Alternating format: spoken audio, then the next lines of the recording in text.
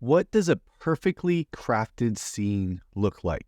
I recently put up a video walking through the top 10 mistakes that writers make when creating their scenes. And I'll put a link, up here or over there or down in the description somewhere. But if you haven't watched it, go watch it. So it's easy to just point out all the mistakes that we make as writers. But now let's look at a perfectly written scene to see how a masterwork writer puts together a scene.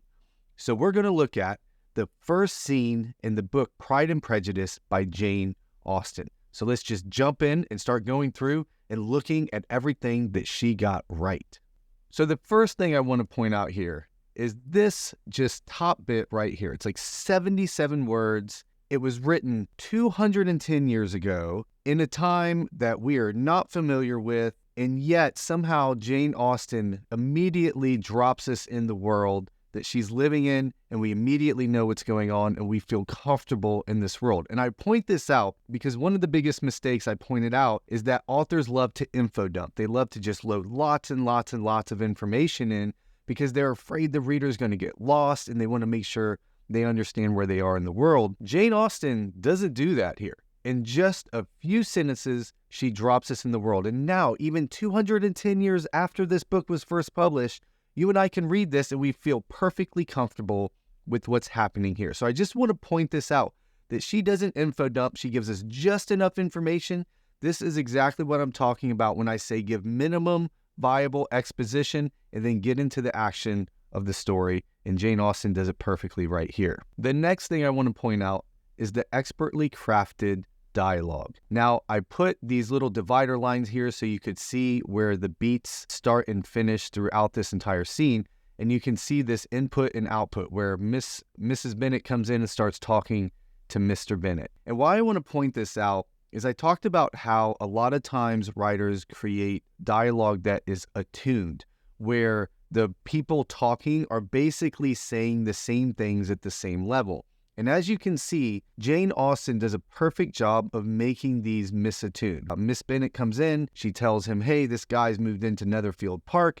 And he's like, oh, I didn't know that, right? So immediately he's not like, oh, yes, I did know that. This is something where he said he didn't know. So he's already a little bit combative. And then she says this next thing, and you see Mr. Bennet doesn't even respond. So this is what we would call a freeze response. So again, this is misattuned. She says something to him, and instead of responding, he just sits there quietly. The next thing she says is, do not you want to know who has taken it? Cried his wife impatiently. So she's going up, she's getting worked up, and he just says, you want to tell me, and I have no objection to hearing it, right? So he stays down. So he doesn't go up there and meet her at that level. And you just see this go back and forth and back and forth, where there's never a time where he responds at the same level as his wife. He lets her go up and down, and he keeps going up and down against her. And he's always combative with her through the entire scene. You just see this over and over and over. Let me just point out a couple more beats here. My dear Mr. Bennet, replied his wife, how can you be so tiresome? You must know that I am thinking of his marrying one of them. She's talking about one of their daughters. And he says, is that his design in settling here?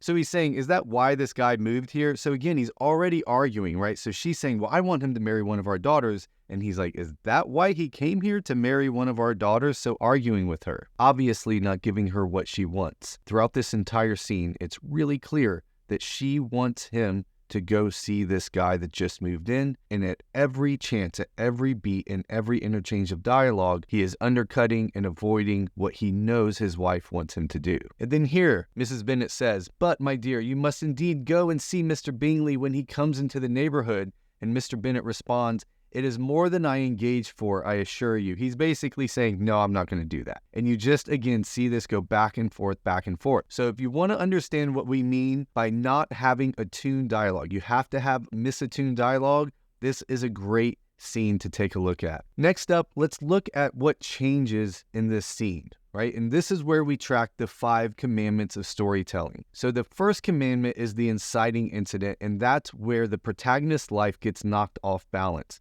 The protagonist of this particular scene is Mr. Bennet. I'm going to come back and talk about that in just a second. But this first line right here is what knocks his life off balance, is when he's just minding his own business, living his life, and his wife comes in and says, "Hey, have you heard about this guy that's moved in to Netherfield Park?" This is the moment when Mr. Bennet's life is knocked off balance. The inciting incident is when Mrs. Bennet comes in and tells Mr. Bennet that somebody has moved into Netherfield Park. So then they go back and forth for a little bit, and it's building and it's building and it's building, and he keeps kind of pushing it off until this moment right here. This is the moment when she first explicitly tells him that he needs to go visit and there's nobody else that can go.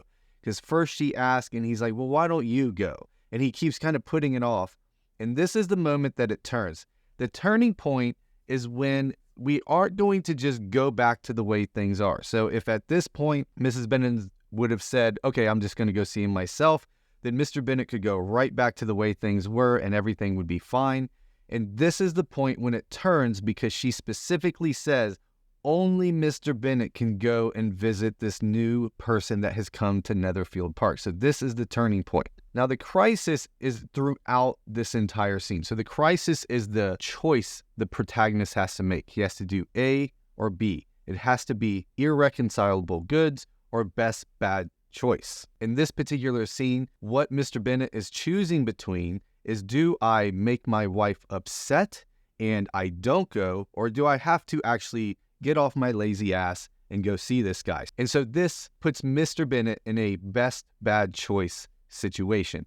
So again, this crisis does show up throughout the scene, but I think right here is where we see it on the page for sure, is when she says, "It will be no use to us if 20 such should come, since you will not visit them." So she's basically saying, even if 20 eligible bachelors came to town, you're never going to go see them. And this is the point where Mr. Bennet just says once and for all, he is not going to go. So that is the climax right here, is when he's like, "It doesn't matter, I'm not going to go." And he does it by saying, "Yeah, when 20 come to town, then I'll go see them all." And then we move into the resolution, and this is just what happens as a response to him saying no. These are the 5 commandments. This is how you track the change in the scene, and we go from hope to despair. If we're looking at the global love story that is Pride and Prejudice, in this particular scene, we get a little bit further away from love, right? We get a little bit further away because if Mr. Bennet had gone to see this new visitor, maybe his daughters would have a chance at love, but instead he says no. So in this first scene, we actually move away from love, and we move from hope that love is going to happen to despair that it's not going to happen. Now, I want to come back to this idea of the protagonist. Now, one of the things that we have to ensure in our scenes is that the protagonist is the outputter. They are the one whose life is being knocked off balance. One of the problems we see in a lot of scenes is that the protagonist is the one driving the action, and that is not how it can be. Stories are about a protagonist's life being knocked out of balance by an inciting incident, and then them trying to find their way back. Now, the global protagonist in this story, of course, is Elizabeth Bennet, but in this particular scene, it is Mr. Bennet. His life is the one that's knocked off balance, and that's how you can see in each of these beats, he is the outputter. He is the one responding. He is the one where Mrs. Bennet is saying something to him and he's being forced to respond when he just wants to go back to doing nothing, which is what he was doing at the beginning of the scene. This is an extremely important part of scene writing, is making sure the protagonist is the outputter. Their life is the one being knocked off balance, because the reader is going to automatically map onto and empathize with the person in the scene whose life has been knocked off balance. They are going to map onto the outputter. So it is important when you're writing your scene that your protagonist is the one who is responding to the input, not the one doing the input to the other characters. I also want to point out here, there are super clear objects of desire for each of these characters.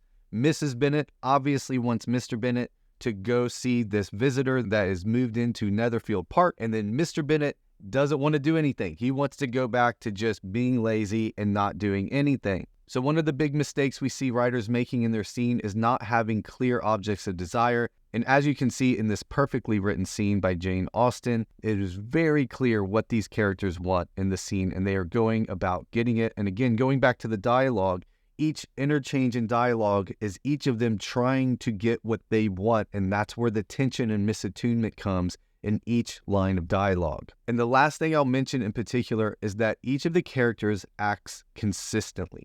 This is what we see a lot of times in scenes, is that the characters start doing random stuff. Each of these things is not surprising. Every time the character acts, even though it's still an engaging scene, it's a well-paced scene, you want to read and know what happens next, nothing that either of the characters does is surprising to the reader, is out of character for that character. And so the characters are very consistent. So I could go on and on about this scene. This is one of my favorite scenes. It's one of those scenes that every time I read it, every time I study it, I learn something new. And this is why it's important for you to study masterworks. Looking really, really closely at a particular masterwork is how you get better at writing. I did a whole video about how read a lot, write a lot is horrible advice. And I said you have to study masterworks. And that's what I wanted to do in this video, is just show you how much you can learn by just looking at one scene in a masterwork. And this masterwork, written 210 years ago, is still an example of great writing. At StoryGrid, we want you to learn the skills, write a book, and leave your legacy. And studying masterworks is just one of the ways that we do that. We offer lots of free resources. If you go to storygrid.com, make sure you sign up for the newsletter. There's lots of articles there, lots of stuff for you there to help you become a better writer. Also, make sure that you subscribe to this channel, hit that bell so that you get notified of all the videos that we come out with. But as always, thanks for being a writer. Thanks for being a part of our community here at StoryGrid, and we'll see you next time.